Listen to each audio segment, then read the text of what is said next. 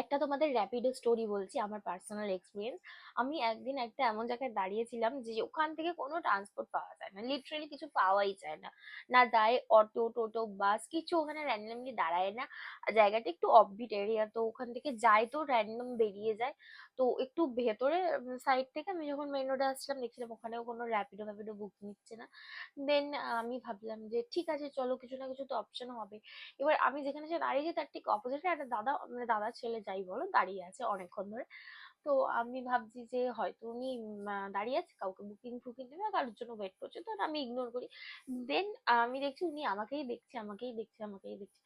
দেন আমি ভাবলাম হয়তো উনি ভাড়া খুঁজছে বলে দাঁড়িয়েছে। অনেক র্যাপিডোওয়ালা থাকে যে রাস্তায় রান্নায় দাঁড়িয়ে থাকলে বুকিং নিয়ে চলে যায়, চলে যায়, এরকম অনেক সময় হয়। যারা রাস্তায় র্যাপিডো কাইন্ড অফ, যারা এরকম রাস্তায় বেরো তারাও জানবে। তো আমি ভাবলাম যে উনি এরকম দেখছে, নিশ্চয়ই এবার বলে রেখি। উনি বলছে ম্যাডাম কোথাও যাবেন, উনি যে নিজেকেই বলে দেয়। তো আমি বলি হ্যাঁ আমি যাবো সামনে, তাহলে আমাকে একটু ড্রপ করে দিন। তখন আমি বলছি কত কি নেবেন, বলছি ঠিক আছে বসুন না, নিয়ে নেবো। আমি তাড়াহুড়োয় ছিলাম, আমি পাচ্ছিলাম না, অনেক রোদ্দুর অ্যান্ড অল। তো আমি ভাবলাম ঠিক আছে চলো চলে যাই। তো ওনার বাইকে আমি বসেও পড়ি। দেন যেতে যেতে আমি ওনাকে কন্টিনিউয়াসলি জিজ্ঞাসা করি দাদা ভাড়া কত দেবো, ভাড়া কত। উনি বলছে বসুন চলুন ছাড়ি তারপর বলছি। যেতে যেতে তারপর আমি অনেকবার করে আরো দু তিনবার জিজ্ঞাসা করি, উনি আমাকে তখন বলেছে যে কোনো ব্যাপার না, তোমাকে পে করতে হবে না, শুধু তুমি আপনি থেকে, ঠিক আছে ওকে ওকে বলতেই পারি, নট এট অল।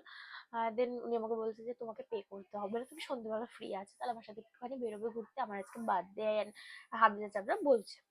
আমি বলছি না না এটা তো পসিবল না, আমার কাজ আছে, হ্যাপি বার্থডে, আমি এরকম বলে দিয়েছি।